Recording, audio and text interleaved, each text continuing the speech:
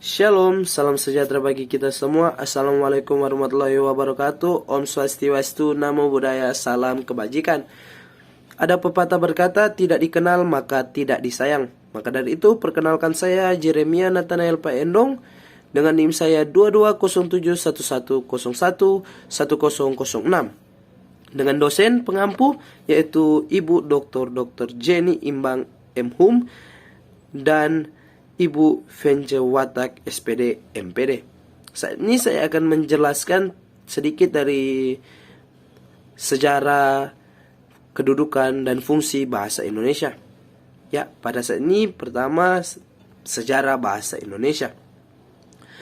Pada dasarnya bahasa Indonesia berasal dari bahasa Melayu. Pada zaman Sriwijaya, bahasa Melayu dipakai sebagai bahasa penghubung antar suku di Nusantara dan sebagai bahasa yang digunakan dalam perdagangan antara pedagang dari dalam Nusantara dan dari luar Nusantara.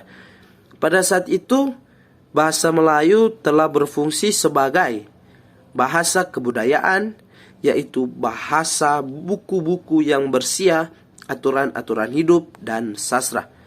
Bahasa perhubungan antar suku di Indonesia, bahasa perdagangan baik bagi suku yang ada di Indonesia maupun pedagang yang berasal dari luar Indonesia.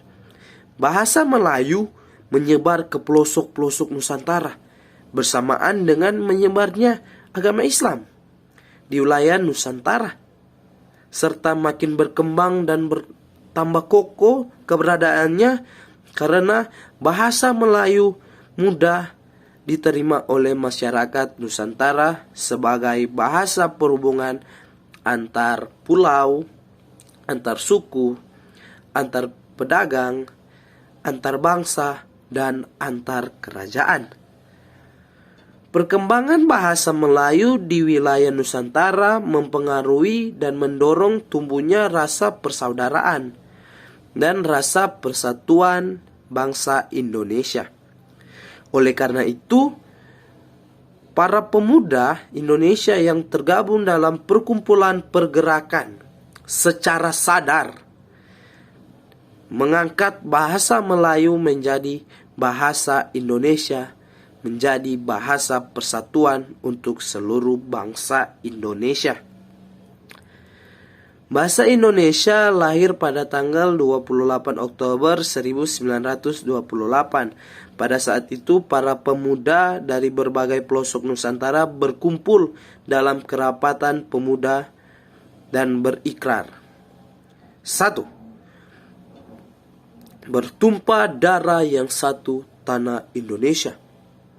2. Berbangsa yang satu, bangsa Indonesia. Dan 3. Menjunjung bahasa persatuan bahasa Indonesia. Ikrar para pemuda ini dikenal dengan nama Sumpah Pemuda.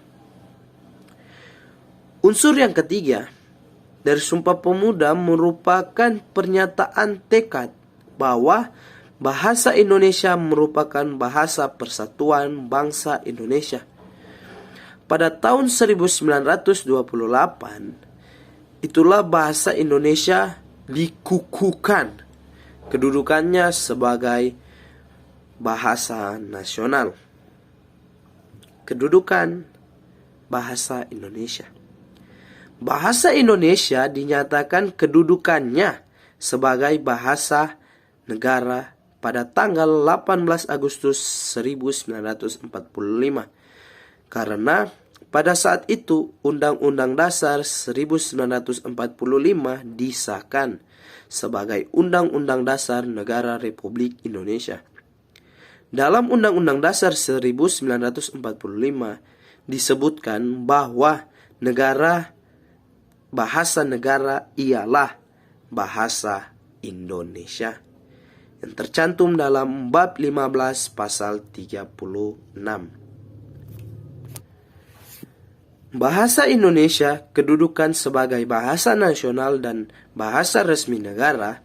Dalam kedudukannya, ketiga, fungsi-fungsi bahasa Indonesia sebagai bahasa nasional. Pertama, bahasa Indonesia sebagai identitas nasional. Kedudukan pertama dari kedudukan bahasa Indonesia sebagai bahasa nasional dibuktikan dengan digunakannya bahasa Indonesia dalam bulir-bilir Sumpah Pemuda. Kedua, bahasa Indonesia sebagai kebanggaan bangsa. Kedudukan kedua dari kedudukan bahasa Indonesia sebagai bahasa nasional dibuktikan dengan masih digunakannya bahasa Indonesia sampai sekarang ini. Berbeda dengan negara-negara lain yang telah terjajah. Mereka harus belajar dari dan menggunakan bahasa negara persemakmurannya. Yang ketiga, bahasa Indonesia sebagai alat komunikasi. Bahasa Indonesia dalam berbagai macam media komunikasi, misalnya sajak buku, koran, acara pertelevisian, siaran radio, website, dan lain-lain. Karena Indonesia adalah negara yang memiliki beragam bahasa dan budaya, maka harus ada bahasa pemersatu di antara semua itu. Hal ini juga berkaitan dengan kedudukan keempat dari kedudukan bahasa Indonesia sebagai bahasa nasional, sebagai alat pemersatu bangsa yang berbeda suku, agama, ras, adat, istiadat, dan budaya. Yang keempat, bahasa Indonesia sebagai pemersatu bangsa yang berbeda suku, agama, ras, adat, istiadat, dan budaya. Agar semua bangsa Indonesia memiliki bahasa pemersatu dalam berkomunikasi walaupun berbeda asal, suku, ras, dan adat. Intinya dari sini bahwa kita harus bangga dengan bahasa Indonesia. Karena dengan sejarah kedudukan dan fungsi dari bahasa Indonesia membuat kita semua bangga.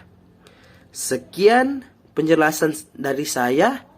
Mohon maaf bila ada salah kata yang saya ucapkan. Mohon dimaafkan karena saya masih manusia biasa, masih banyak kesalahan. Dan inilah penjelasan sedikit dari saya. Sekian dan terima kasih. Salam literasi. Salam mahasiswa. Hidup mahasiswa. Terima kasih.